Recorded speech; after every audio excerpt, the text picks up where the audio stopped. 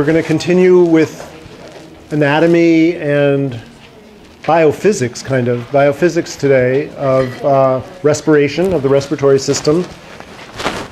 Before I get started, let me remind you that there is a biology colloquium today at noon. So after class, there will be 2 student research presentations, one by Aidan Johnson Shukair on protein purification of a protein that's important for clotting, blood clotting. And the other by Kai Win, who will be purifying and talking about some biophysical properties of a sodium proton exchanger. So a secondary active transporter that you heard about in self-phys, and in this, not exactly in this class, sodium proton exchangers are important for proton, that is to say pH regulation, and we'll see some of that in the kidney section of the class.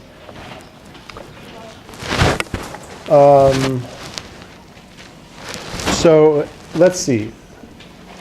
Just a reminder. I'm running a cold. I picked up some sort of virus over alumni weekend.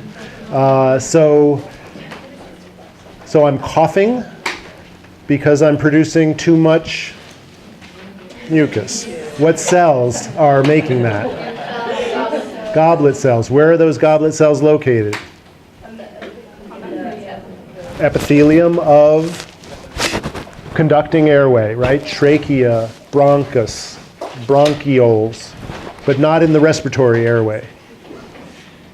Not in the alveoli, right? Hopefully not. So I'm coughing, because of the irritation that the excess mucus is causing. What cells are triggering that cough reflex? Brush cells in the respiratory epithelium, especially in my conducting airway. So next time you get a rhinovirus and you're coughing and sneezing and having to blow your nose all the time, now you know some of the cell types and the reason for that. Okay, so I announced that. Okay, so let's start with a clicker. Let's go ahead and activate with clickers this morning. And I have extra clickers, so nobody has an excuse. And I have extra handouts here if somebody didn't pick up the handout from today's class, because you'll need it later on.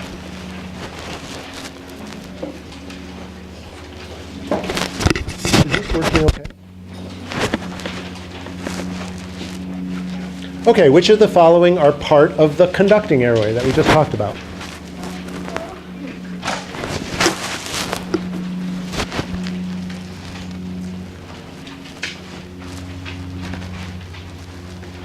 Good, I'm seeing a lot of correct answers. All of them except for alveoli are conducting airway. Alveoli is respiratory airway.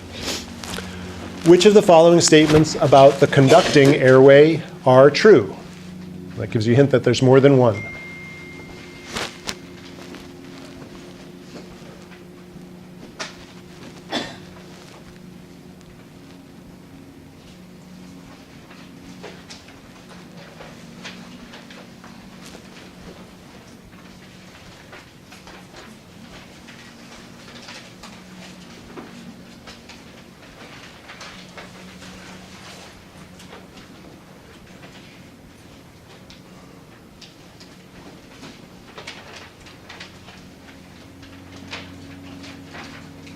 Okay, this one was harder. I'm seeing some perfectly correct answers and some partially correct answers.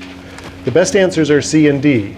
So the conducting airway, the total surface, the volume of it is much smaller than the volume of the respiratory airway, and the surface area of it is smaller. So A is not true. The conducting airway has a limited number of tubes, and so its volume is small. Its total surface area is greater than that of the respiratory airway. That's definitely not true. It is lined by cells that produce and move mucus. Yeah, we just talked about that. Those are the goblet cells that are in the conducting airway. And the diameter of some parts of it, not all parts of it, but some parts of it, are controlled by smooth muscle. That is to say, respiratory smooth muscle can constrict airway or can allow airways to dilate, similar to alveolar control by cardiovascular smooth muscle, or vascular smooth muscle. Okay, I think there's another one. Yeah. What transport mechanisms move oxygen from airway to capillaries?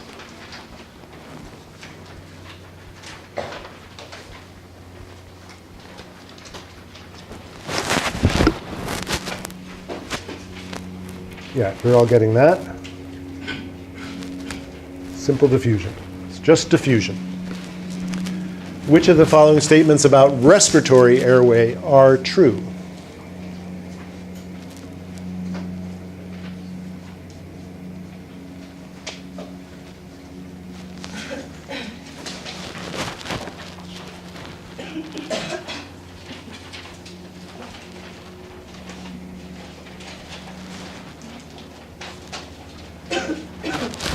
Okay, and mostly, show me your answers.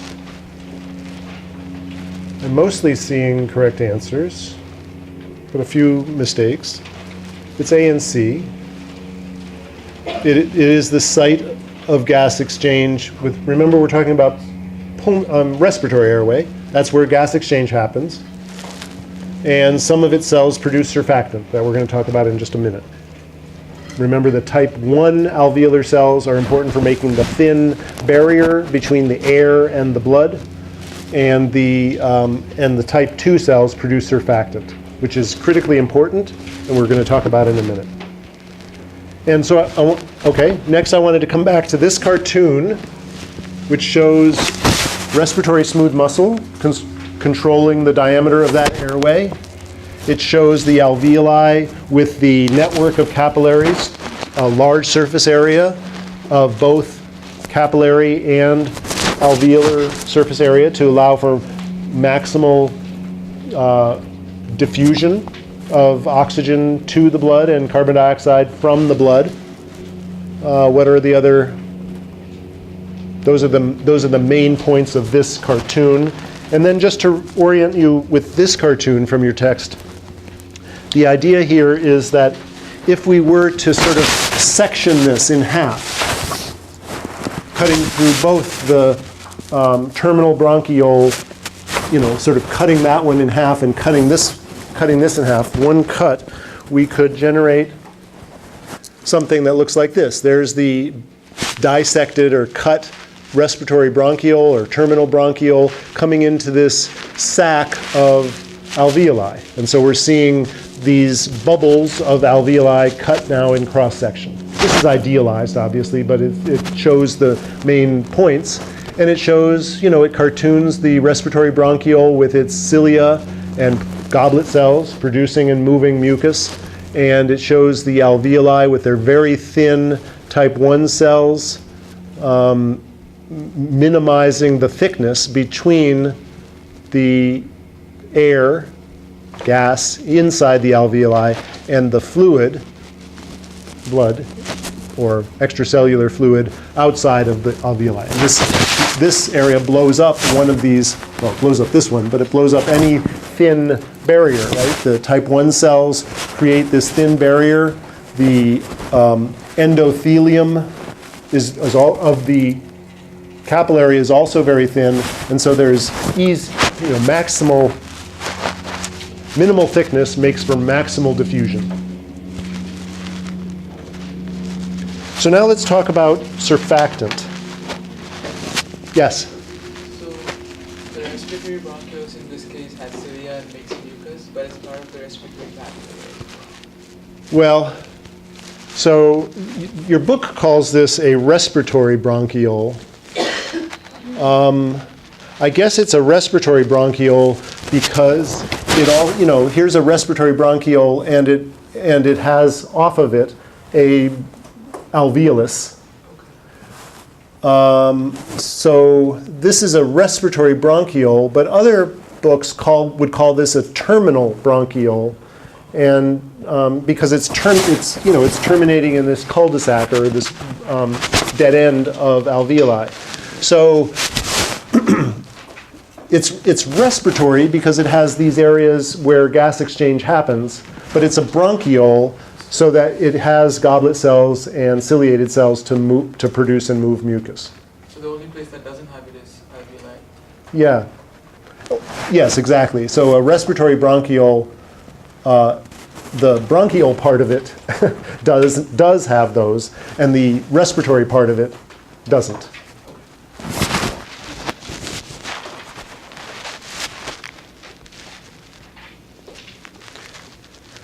Okay, surfactant. This is very important.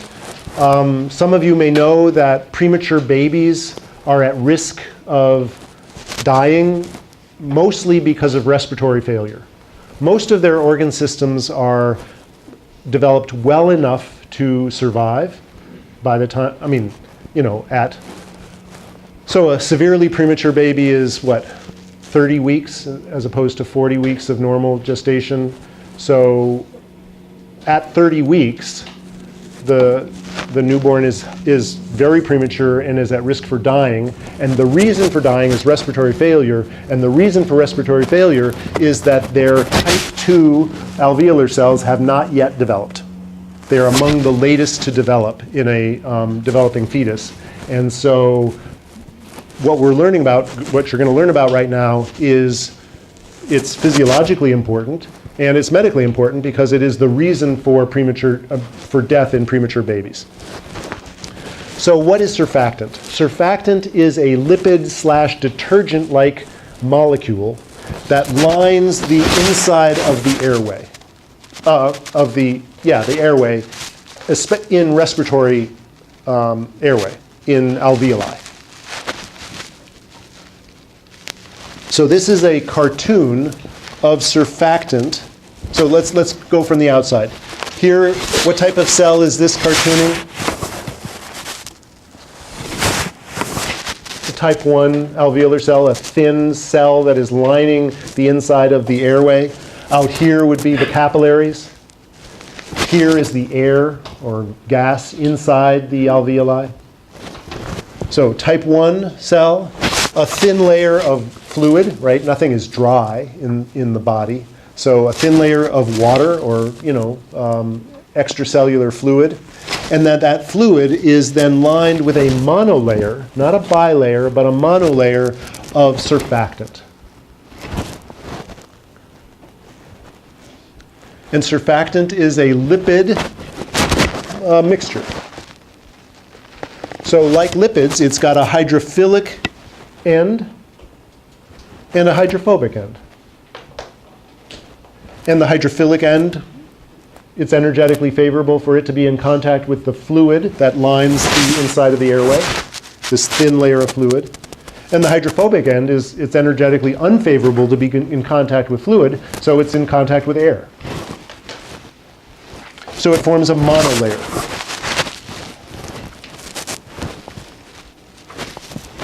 Here is the cartoon of the type 2 cell that secreted it, and the idea here is this is a secretory pathway, similar to what you learned about in cell phys, exocytosis, snare proteins,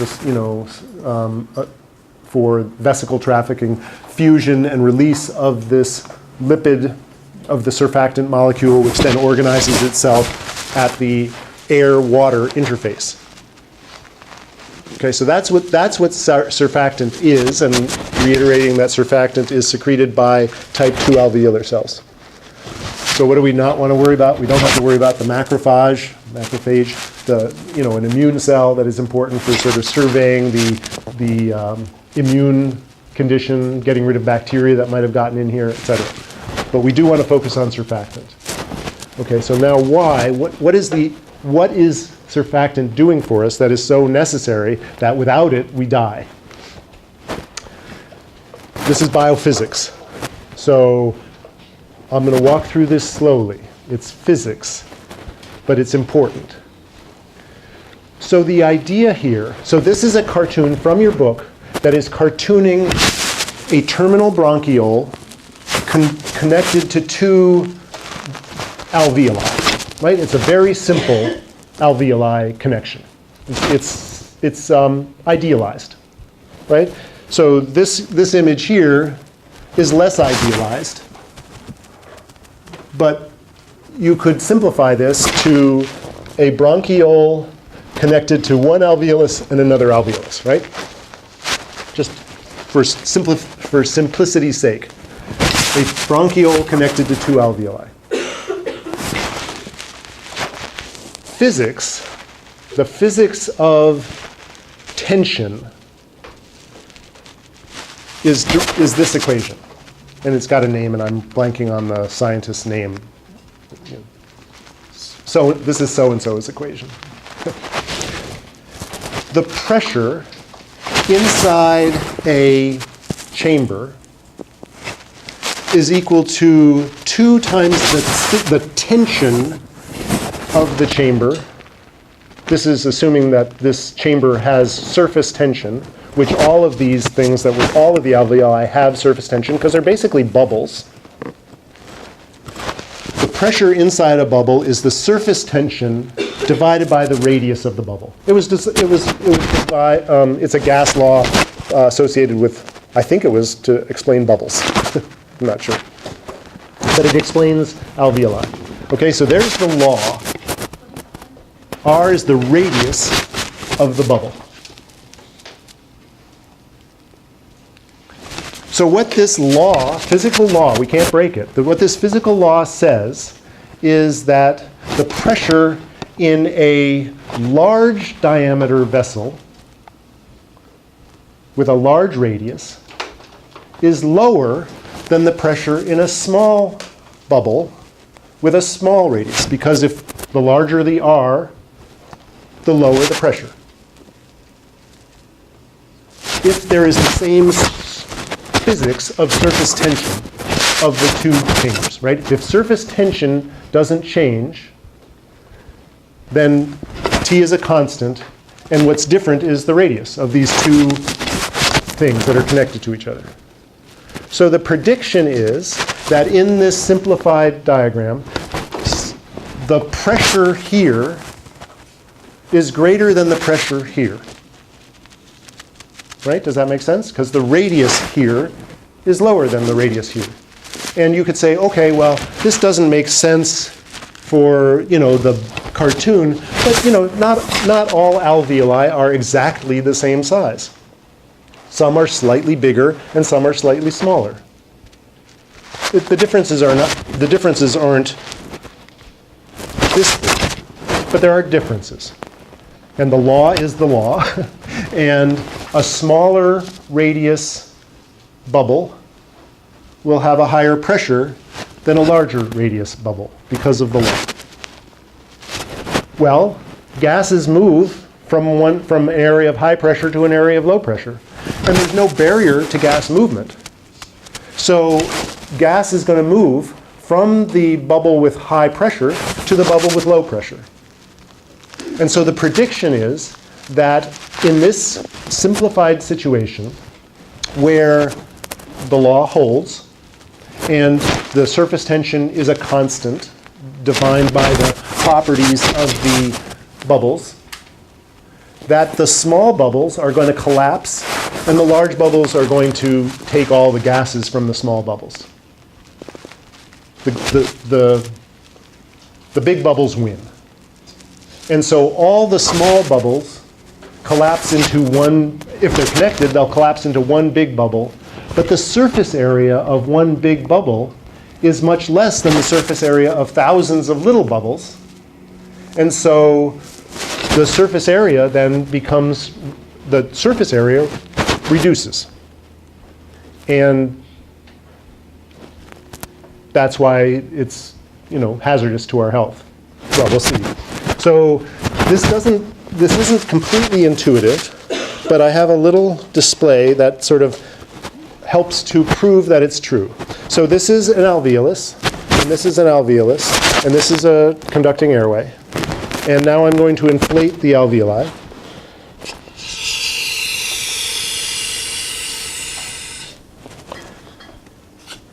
Okay, so oops.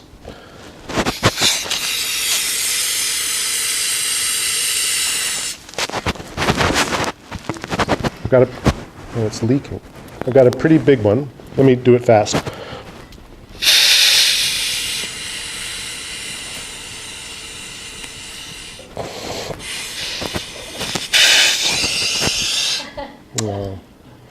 Let me try it one more time.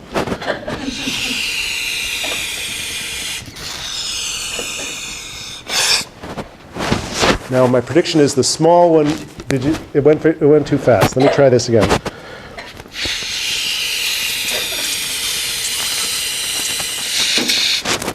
The small one is going to collapse into the big one. The one that was smaller had the higher pressure, and so its air was taken up by the big one. This is leaking because this thing is actually broken, and I'm just holding it together with a rubber band.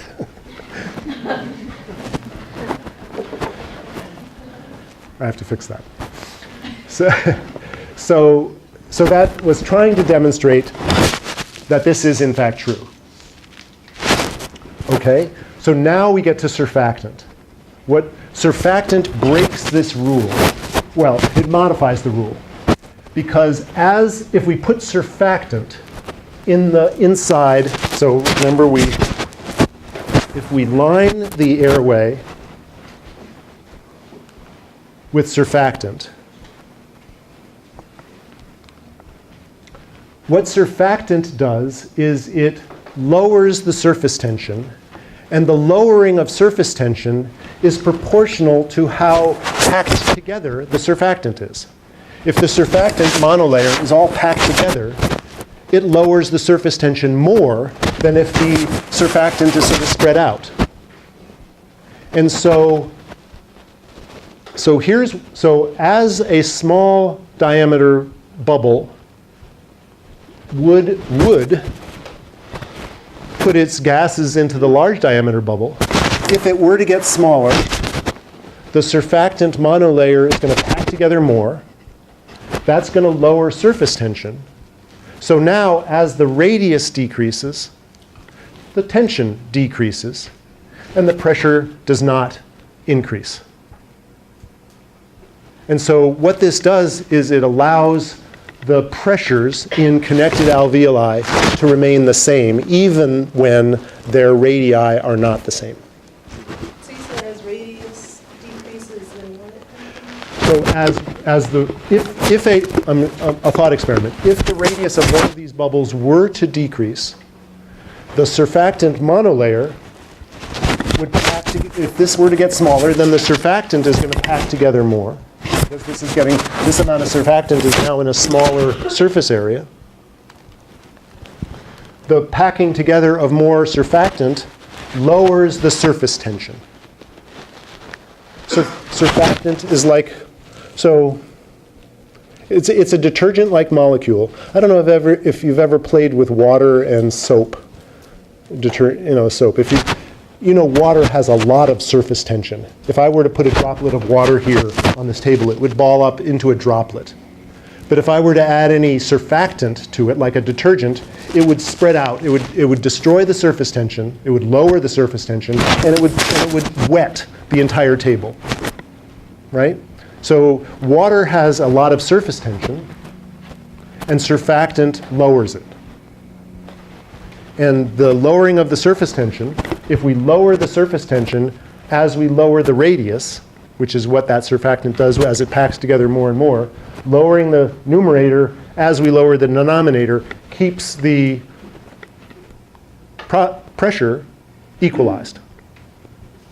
So there's no difference in the pressure of these two. Even if this one were to get a little smaller, the pressure is going to stay the same, and there's not going to be any tendency for air to flow from the small to the big, and so they don't collapse. So in a premature baby who isn't producing surfactant, they die of respiratory failure because their alveoli, many of them, are collapsed. And in a normal person, in the rest of us, our alveoli don't collapse because we produce surfactant. Questions? It's biochemistry of surfactant. It's biophysics of this pressure-tension relationship. Zoe. Whenever, on vector things, whenever they're like, oh, it's going to collapse or even something like that, is that this or is that? No, so adults who have lung collapse, we're going to see that in a minute. That's a different phenomenon. So a collapsed lung due to, say, an injury, car injury, a knife wound, a bullet wound, that is a different story.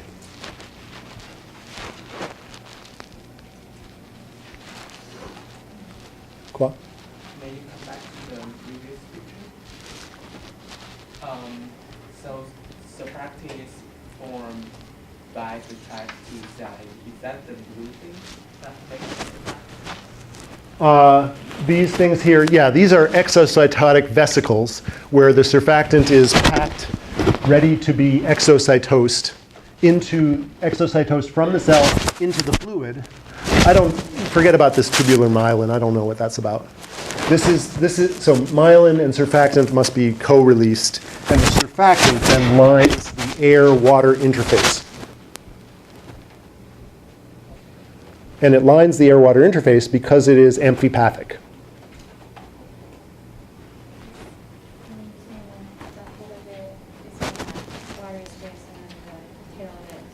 That's right. It's amphipathic, so the hydrophilic end, it wants to be, or it's energetically favorable for the hydrophilic end to be in contact with water. The hydrophobic end of the amphipathic molecule is energetically unfavorable for it to be in contact with water, so it minimizes its contact with water, but it doesn't care about air, and so it's in contact with air.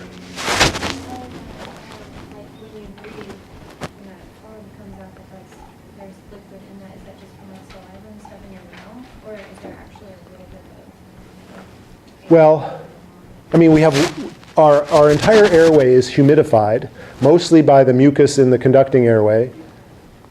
Yeah, so, I'm sorry, what was your question? I was just thinking that this is supposed to be an air space. Yeah. But is it like air It's that there's no liquid in there whatsoever?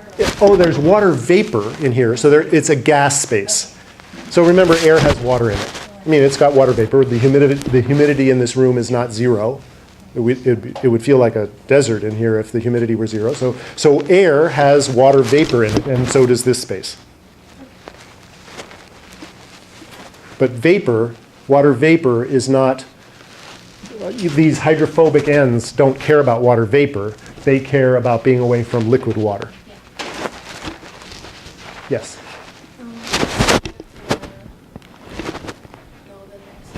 To this one?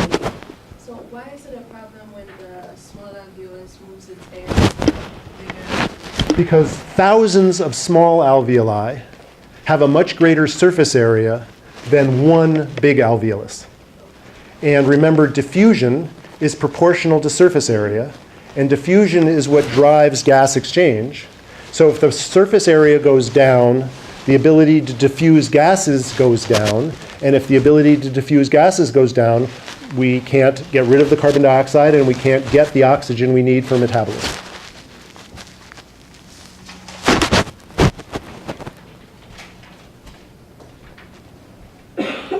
Okay, biophysics, biochemistry, it's all good, right? So now let me sort of get to Zoe's question about a collapsed lung and introduce some anatomy and some more biophysics in a few minutes. So the lungs are lined, the outside of the lungs are lined with two membranes called pleura. There is the visceral pleura, which is in contact with the surface of the lung itself. And the parietal pleura is outside of that, and it's in contact, on the one side it's in contact with the visceral pleura, and on the other side it's in contact with the inside of the chest. So here's a cartoon of a lung, right? Right lung, left lung, ribs cut in cross-section. Now in a cartoon version, the visceral pleura is in contact with the surface of the lungs. That's mediastinal surface, diaphragmatic surface, costal surface. The visceral pleura is in contact with those surfaces of the lung itself. And just outside of that is the parietal pleura, which is in contact not really with the lung, but with the visceral pleura, and is in contact with the inside of the thoracic cavity, the chest wall. So that's the anatomy. Now I'll try to illustrate why this is good for us. So between the two membranes is some fluid-filled space. It's very, very small space. The two membranes are right up next to each other, but they're not dry. There's fluid in between them. So here are two membranes. So I lost some of my fluid, but that's okay. Here are two membranes. So visceral pleura, parietal pleura. That's what these are supposed to illustrate. In between them is a little bit of water, dried out a little bit between when we started and now. So they can move pretty easily between each other. And if I were to put some more water in there, the friction here would be almost nothing. But I can't pull these apart. I can't do it. If I pull hard enough, I will break the glue that is connecting the knobs to the plastic. I can slide them. It's easy to slide past each other, but it feels like they are connected because of the properties of fluid and the fact that there's a partial if I try to pull on there, there's a partial vacuum that generates, but there's no air in there, and fluid is incompressible. Again, getting into some physics. So it's almost impossible to pull this apart. So we can play with this at the break. This is what the pleura are doing. The pleura they can move past each other, so the lungs can expand and contract, right? There's movement of the lungs expanding and contracting. There would be friction if the lungs were expanding and contracting inside a chest wall without some kind of lubricating mechanism. But the pleura, because I can't pull these apart, if the chest wall expands, which is what happens during inspiration, the lungs are going to expand with it, because the lungs are connected to the pleura, and the pleura have this important function of being connected and yet not connected. So if the chest wall expands, the lung is going to expand. If the diaphragm contracts, the lungs are going to expand.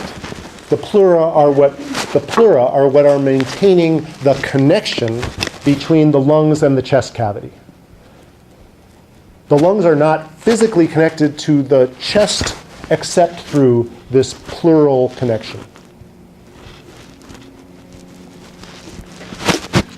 So now Zoe's question, if air were to be introduced into this space because of an injury, a knife wound, an accident of some kind, anything that would introduce air into this space I can't do it, but well, there, okay? This is now dried out so much that now the connection is weaker. When I pull it apart, air gets in, and now this connection is broken. And what happens is, because of the natural tendency of the lung to collapse, it's called elastic recoil. The structure of the lung is such that unless it's held open, unless it's held out, it will collapse. And if it collapses, then you have what's called a collapsed lung.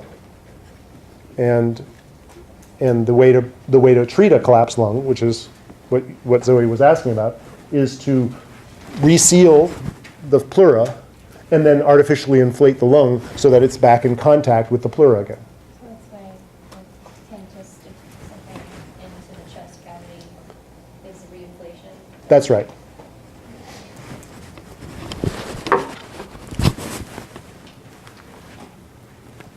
Okay, so we've talked about the lungs and the pleura and the chest wall, and now we're going to get into some anatomy of the muscles of respiration. You use muscles to inhale and exhale. So let's talk about their names. And we're going to discriminate between resting respiration, what we're doing right now, and exertional or forced respiration, which you do during exercise. So they're slightly different. So in order for air to go into the lungs, let me go, well, if we expand the chest wall, air goes into the lungs. Well, I'll clarify that. I mean, that should be almost intuitive, but I'll clarify that in a minute. So what expands the chest are, what expands the thoracic volume are two sets of muscles. One is, the most important is the diaphragm. So the diaphragm is like a dome-shaped muscle underneath the ribs. It's dome-shaped. So this is supposed to, it's not very clear. It looks like it's the solid mass, but you've seen it in the cadaver. It's a very thin muscle. It's not this thick. It's this thick, but it's sort of dome-shaped. I'm trying to clarify this two-dimensional cartoon of the diaphragm. We'll see that in lab today. Yes? When you say under the ribs, do you mean like behind them? Yes. So this is so the diaphragm is like this, and then behind it goes down to sort of complete the dome. And does it go past the rib cage? No, it's pretty much within the bottom of the rib cage. And it's connected to ribs, and it's connected to the spine, and it's connected to the sternum. So it's dome-shaped, and when it contracts, it gets smaller, and so it contracts downward. Contracting downward towards the abdomen expands the chest. The external intercostal muscles,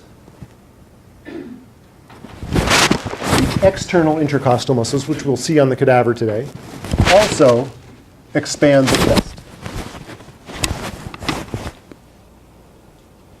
So the diaphragm and the external intercostals work together to expand the thoracic volume, and that makes the chest larger and draws air into the lungs.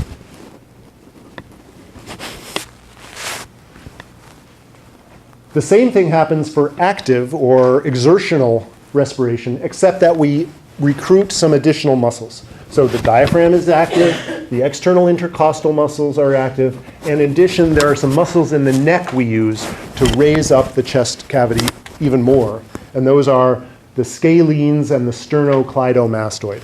And I can't show you the scalenes because we haven't dissected them out, but I think we'll be able to see parts of the sternocleidomastoid.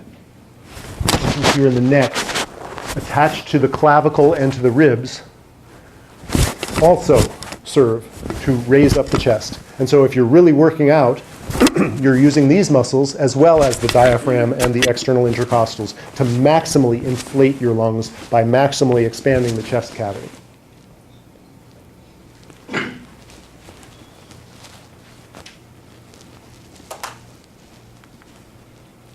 Okay, any questions about inspiration? Because those are the muscles for resting and active inspiration. So now let's talk about expiration. At rest, like we in this room, we don't need to use muscles to get the air out. The ribs and the lungs have a natural tendency to recoil. So we use muscles, the diaphragm, the external intercostals, to inhale, but then when we exhale, it's passive. All we have to do is stop inhaling, and we exhale.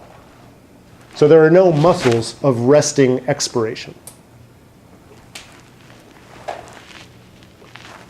When we are exerting ourselves, we recruit additional muscles to help force the air out, and those are the abdominal muscles, the rectus abdominis and the abdominal obliques. We use our abdomen to force the air out of our chest.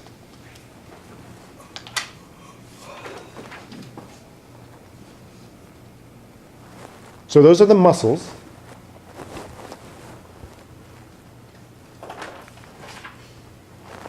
this is the cartoon from your book that explains why when you inhale, expanding the chest, air goes in.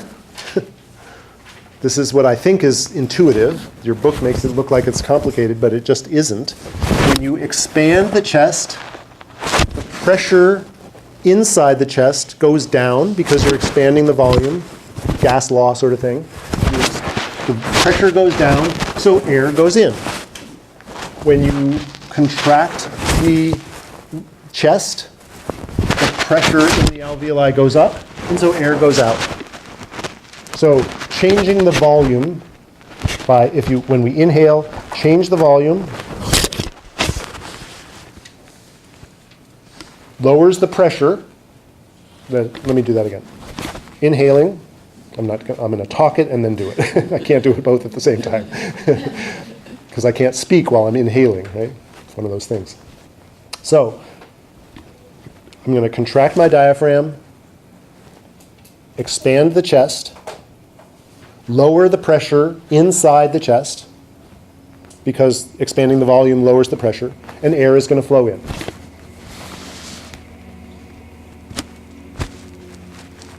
When I exhale, I'm going to do it passively. I'm not going to go do it exertionally. I'm just going to stop contracting my diaphragm so that the diaphragm will resume into its normal dome shape, and that decrease in pressure in the chest, decrease in volume of the chest will increase the pressure and force air out.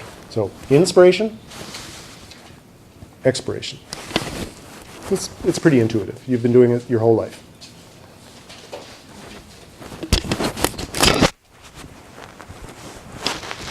This is just Ohm's law again, but I'm not going to ask you that. Don't worry about it. So respiratory physiologists like to turn this into, biophysics. And so you are becoming respiratory physiologists, so you're going to get acquainted at least with some of this biophysics. So this is a figure from your textbook. Let's just walk through it. So let's define some pressures first. There's the pressure in the alveoli. If the pressure in the alveoli is greater than atmospheric pressure, then air is forced from the alveolus into the atmosphere, and we just exhaled. If the pressure in the alveoli is less than atmospheric, then air is drawn in.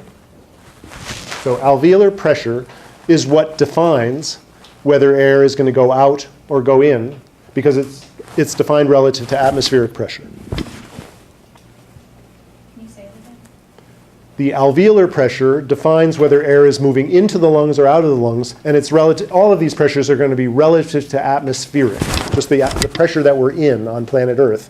So if the pressure in the alveoli goes down because I'm inhaling, then air moves in from atmosphere to alveoli. And if the pressure in the alveoli goes up because I'm exhaling, contracting my chest, then the pressure in the alveoli is greater than atmospheric, and I exhale. So that one's pretty easy. There is a pressure in the intrapleural space. There's a pressure in there. It's a negative pressure. It's a partial vacuum. So, and then there's something called the transpulmonary or transmural pressure, which is just defined by the alveolar pressure minus the intrapleural pressure. So, and I'll be honest, I think this is an artificial construct that isn't necessary to understand. But you do need to understand the intra-alveolar pressure, the alveolar pressure, and it turns out we do need to understand the intrapleural pressure. So let me walk through this. So here's a cartoon of a lung with a visceral pleura and a parietal pleura and a greatly exaggerated, hugely exaggerated intrapleural space between them, right? This is more like what it is, but they have to cartoon it somehow, and they have to cartoon that there is something in there with a negative pressure. So, and this squiggle, this thing, is supposed to illustrate the fact that the lungs have a natural elastic recoil. They tend to, their natural tendency is to collapse. But the fact that it's connected through this pleural space to the chest wall is what prevents collapse unless we have a collapsed lung. So at the end of expiration, we have so there is no flow. So at the end of expiration, I've just exhaled completely. The alveolar pressure is 0. That is to say, it's the same as atmospheric. Now, you know that atmospheric pressure is 760 millimeters of mercury, but we're just going to call that 0 now. So alveolar pressure is the same as atmospheric. So the alveolar pressure we're calling 0. The intrapleural pressure is negative, because it's always negative. There's always a partial vacuum between the two pleura. Whoops. So now I inhale. The chest wall increases. That increase in the size of the chest wall makes the intrapleural space more negative in pressure, a larger partial vacuum. And because this expansion is greater than this tendency to recoil, the pressure in the alveoli has gone negative and air is moving in. Now, at the end of expiration, so at the end of inspiration, I'm going to inspire and then I'm going to be at the end. And I'm going to keep my mouth open, but air is not going to move because the pressure has gotten 0 again. So I've fully inhaled, but now air is not moving anymore. So I have the intrapleural pressure is negative. In fact, it's most negative because I've maximally expanded my chest. But now the alveolar pressure is 0 again. Air has stopped moving. And now I let my chest collapse. The intrapleural pressure becomes less negative. The alveolar pressure becomes positive, and I exhale. So this is a cartoon that shows it, but I don't know, it's only partially helpful. These are the things to know. So the point is, alveolar pressure goes negative during inspiration, goes to 0, back to 0 at the end of inspiration, goes positive during expiration, and goes back to 0 at the end of expiration. So alveolar pressure is oscillating, negative during inspiration, positive during expiration. Intrapleural pressure is oscillating, but it's always negative. It's going from a negative value at the end of expiration to a more negative value during inspiration, and then it's getting less negative during expiration.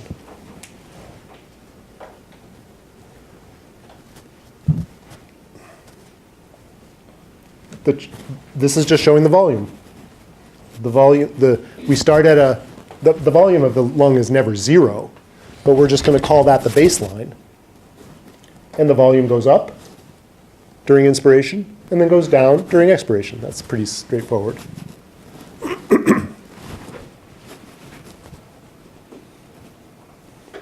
So the thing that we're controlling is the size of the chest, which controls how negative the intrapleural pressure is, which controls how the pressure inside the alveoli, which determines whether the air is moving in or out or not moving. That's that's the story. We control the volume, and the pressures then follow. So with the intrapleural pressure, it goes negative, more negative, and positive. Which one are we talking about? Less negative. The intrapleural pressure, the key thing here is that the intrapleural pressure is always negative, but it goes more negative during inspiration and less negative during expiration. Intrapleural pressure is always negative. There's always a partial vacuum. Alveolar pressure oscillates between negative during inspiration and positive during expiration. So what I'm having trouble understanding vacuum or the negative pressure in the pleural space, how does that expand the, how does that decrease the alveolar pressure? If the chest is expanding and the two pleura are connecting, then the lungs are expanding, and the expansion of the lungs lowers the pressure. Sort of like a pulling or a sucking effect. Yeah, it's a sucking effect. So the point is we suck air in. We don't, well, that's what it is. We draw air in through negative pressure. So it's initiated by the pleural membrane. It's initiated by the muscles, which then expand the wall, which then are connected through the pleural membrane to the chest, to the lungs, so that the lungs expand, negative pressure, air flows.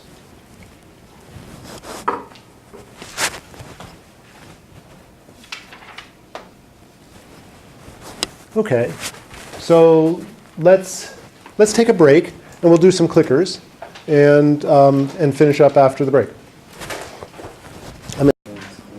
See how well this material sunk in. Which of the following are true?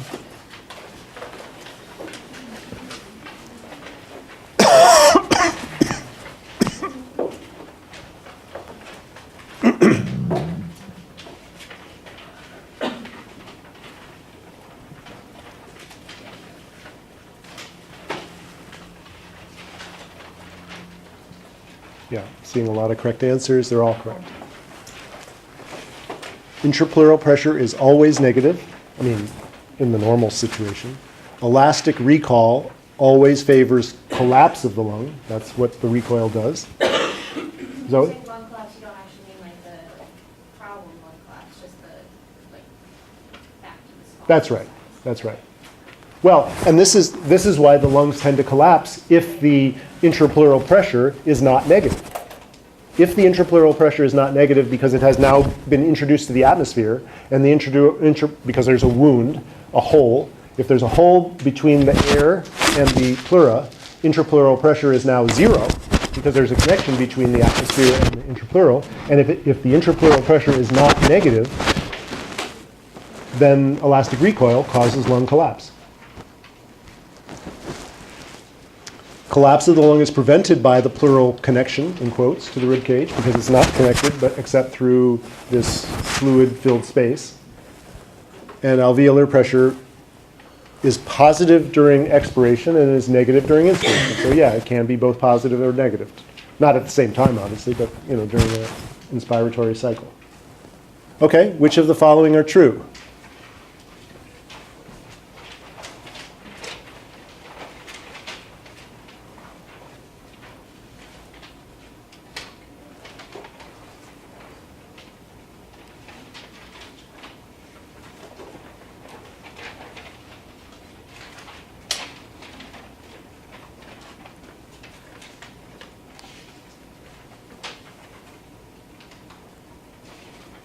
Good? They're all true. Negative pressure in the alveoli draws air in. Positive pressure in the alveoli forces air out. The diameter of the airway controls the rate of flow. That makes sense. And, well, you got it right. Most of you got this right, even though I didn't teach this, but negative intrapleural pressure also helps to hold the very small terminal bronchioles open.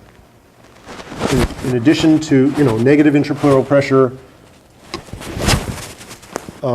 expands and contracts depending the alveoli, but negative intrapleural pressure also tends to hold this space open.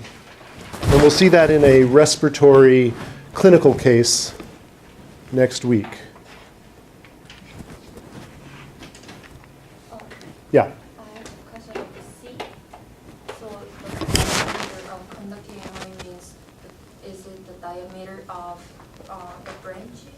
Yeah. Okay. So Because we talked about this diameter, if this diameter contracts, then airflow is restricted. And there's smooth muscle that can contract it or not contract it. Yeah, Morgan. Was it clear before when the answer was that some but not all of the airways are controlled by smooth muscle? Which parts are Oh, not? the trachea does not have smooth muscle. So the diameter of the trachea is set by during development and growth. But the diameter and the primary bronchus doesn't have smooth muscle. It's pretty rigid. But by the time we get down into the miniature bronchi and the bronchioles, now they're flexible and smooth muscle can control them.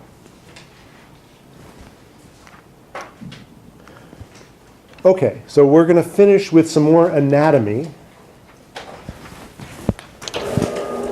which is a hint that it's material that is testable for the quiz, because I consider this anatomy.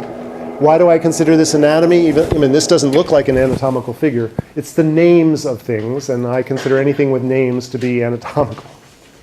Okay? This is slightly conceptual, but it includes some names. So what is this graph? This is from your textbook.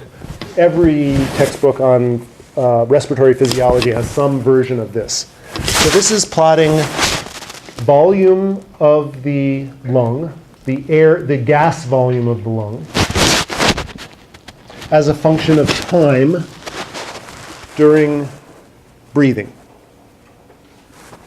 So this is normal breathing, just breathing in and breathing out, 12 to 18 times per minute. Breathing in, chest gets bigger, lung gets bigger. Breathing out, chest gets smaller, lung gets smaller. In and out, in and out, in and out, in. And now a forced expiration. Breathing in and I'm working as hard as I can using my abdominal muscles to force as much gas out of my lungs as I can. Okay? There is still some volume left there because I can't go to zero. Then I go back to normal breathing. And now a maximal inspiration. Normal breathing. Use my diaphragm, my external intercostals, my scalenes, and sternocleidomastoid to maximally inflate my chest. And it's limited by the size of my chest. And then normal breathing, and then I can go from maximal to minimal by maximally inhaling, maximally exhaling, right? So, and we can measure those volumes. There are machines that measure the amount of gas that comes in and out. You plug your nose, you plug your nose and you breathe into a tube and measure volume. Okay, so these are volumes as a function of breathing, and they all have names. So I'm going to give you some hints. And we're going to figure out the names. So most of them make some sense. So if a volume, so this is a volume difference. And if a volume difference is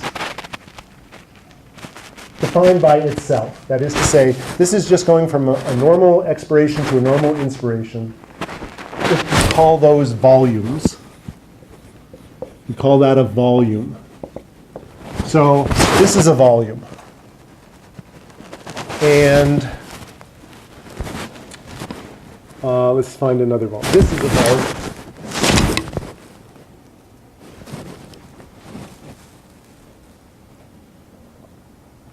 And this is a volume because it's defined, well, you'll see. So what's not a volume in this story is something called a capacity. If one of these volumes, in the colloquial sense, is comprised of two or more volumes, we call it a capacity. So for example, this one is comprised of this volume plus this volume plus this volume. And so this box would be is called a capacity. We'll see, it's got a specific name because it's got a volume plus a volume plus a volume. So it's not a volume, it's a capacity.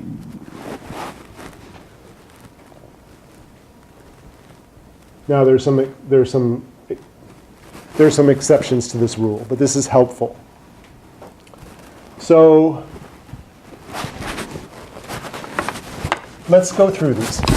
What do we call the normal volume of breathing? Going from a normal resting inspiration to a normal resting expiration.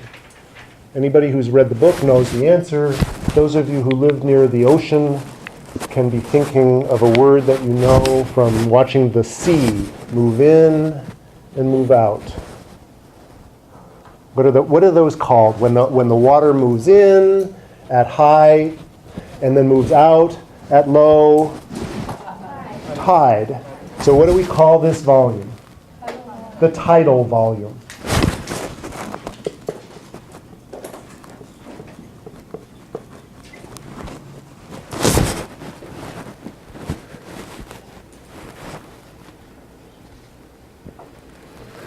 Okay. So that's one of the most important volumes to know. It's the volume of breathing. Let's do another one. So this one here is a volume or a capacity? It's a capacity.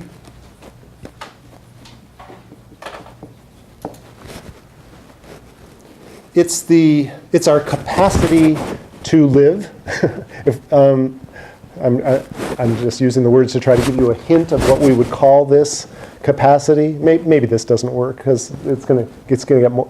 Well, so say again. No, it's not the lung capacity, but that would be a good guess. It allows us to live. What's another word for life? Okay, this is working. It's called the vital capacity. That's the vital capacity. Okay, so now let's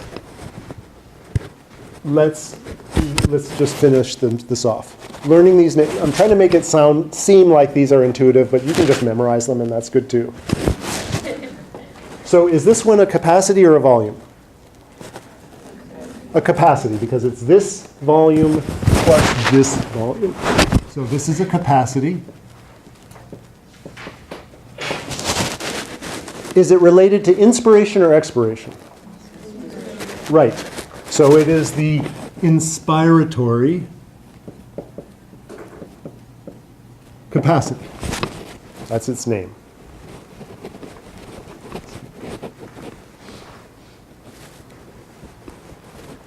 Okay. Is this one a volume or a capacity? Volume.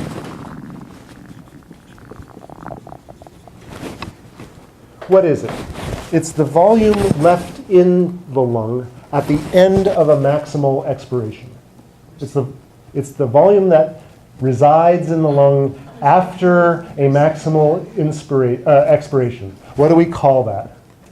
The residual volume.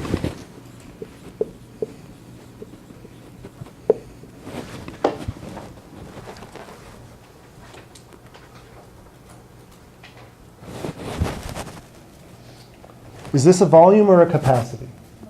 It's a volume. Is it related to inspiration or expiration? Say again? Expiration. So let me make sure I get this right, because this is where it gets sometimes tricky. Yep. This is the expiratory. Now you could just say, why don't we just leave it at that? If this is the inspiratory capacity, why don't we just call this the expiratory volume? But it's not called that. It's called the expiratory reserve volume. I promise you I didn't make these names up. but they are the language of communicating respiratory physiology. That's the expiratory reserve volume. Is this a volume or a capacity? It's a volume because there's no, you can't see anything that it is, it's not the addition of other volumes. So this is a volume. Is it related to inspiration or expiration? Inspiration. So this is an inspiratory, the next word, reserve volume. Okay, we're almost there.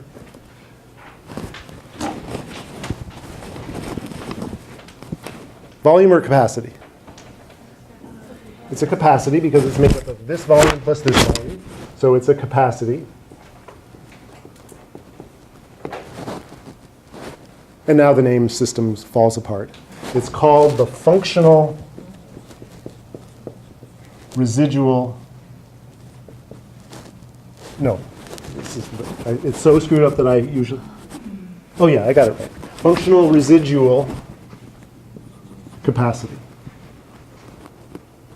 So if in a quiz or exam setting, you say this is the functional reserve capacity because you get confused between this R and this R, I'm not going to take points off. But if you call this the functional residual volume, I will take points off because that is breaking the concept that I've tried to illustrate. Okay? These are and this is called the total lung. Now, is it a capacity or a volume? Capacity. It's a capacity. And luckily the name holds. It's the total lung capacity.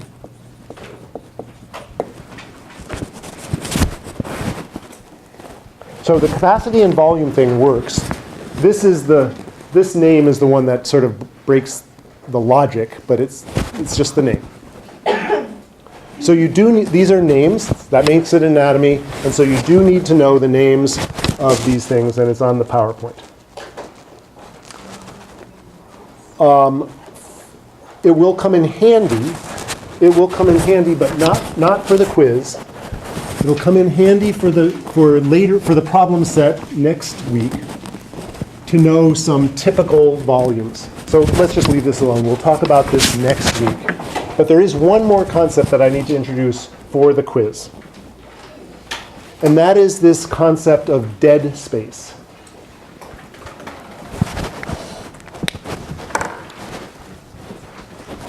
When we draw, so this is supposed to be a cartoon of the alveolus. Here's a cartoon of the conducting airway, and here's the cartoon of more conducting airway. So think of a volume of gas that is going through the conducting airway and then going into the alveoli. This space, this tidal volume, breathing in, this volume of gas moves into the alveolar space. Gas exchange happens, and then this volume of gas is exhaled. The point is, some of the gas that you inhale does not get into the alveoli. It stays in the conducting airway. So part of your tidal volume when you breathe in is dead space. So an anatomist would call it conducting airway. And a physiologist who's interested in gas exchange calls it dead space because it doesn't do any gas exchange. So conducting airway is the anatomical name for dead space. I'm not going to ask you to know the numbers, but that's a name, dead space, that is important to know for the exam, quiz, for the quiz.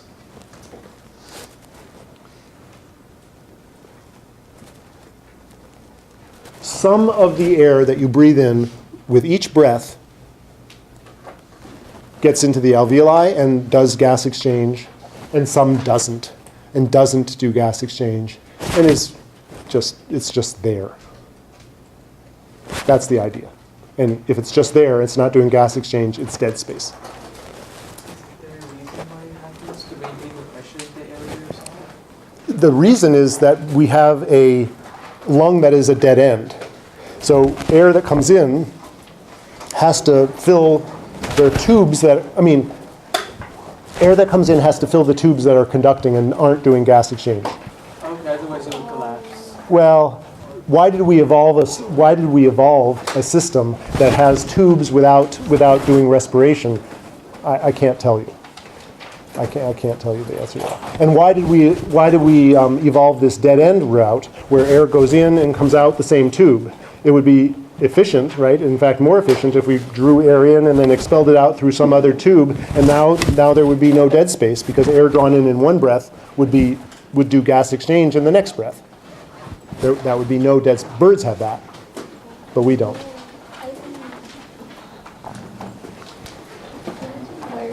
So I can explain. This is the way it is, and this is what we evolved. Okay, so remember we got there's a biology colloquium. If you're invited to the biology colloquium. Pizza as always. Quiz is due Monday at 11:30 p.m. It's now available. I've now taught you what you need to know, but the anatomy coloring book and this material is what you need to know for the quiz. Okay.